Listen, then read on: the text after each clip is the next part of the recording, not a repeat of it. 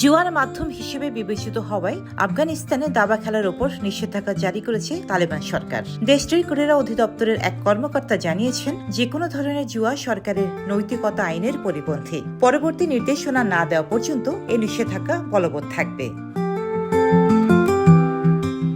তালেবানের নিষেধাজ্ঞার তালিকায় সর্বশেষ যোগ হল দাবা খেলা। 2021 সালের আগস্টে ক্ষমতা দখলের পর থেকে তালেবান ধীরে ধীরে কঠোর ইসলামী আইন ও বিধিবিধান আরোপ করছে। নারীদের জন্য খেলাধুলায় অংশগ্রহণ আফগানিস্তানে পুরোপুরি নিষিদ্ধ।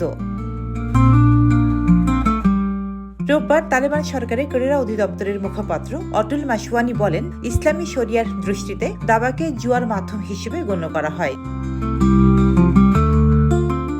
তিনি বলেন, দাবা খেলা নিয়ে কিছু ধর্মীয় বিষয় আছে, সেগুলোর সমাধান না হওয়া পর্যন্ত আফগানিস্তানে এই খেলা বন্ধ থাকবে। কাবুলের এক ক্যাফের মালিক আজিজুল্লাহ বলেন, সম্প্রতি কয়েক বছর ধরে তিনি দাবা প্রতিযোগিতার আয়োজন করে এসেছেন। এই খেলার নিষিদ্ধের সিদ্ধান্ত তিনি মেনে নিলেও এতে তার ব্যবসার ক্ষতি হবে। তিনি আরো বলেন, এখন তরুণদের জন্য বিনোদনের খুব বেশি কিছু নেই, তাই অনেকেই প্রতিদিন এখানে আসতো। তারা চা পান করত এবং বন্ধুদের সঙ্গে দাবা খেলত।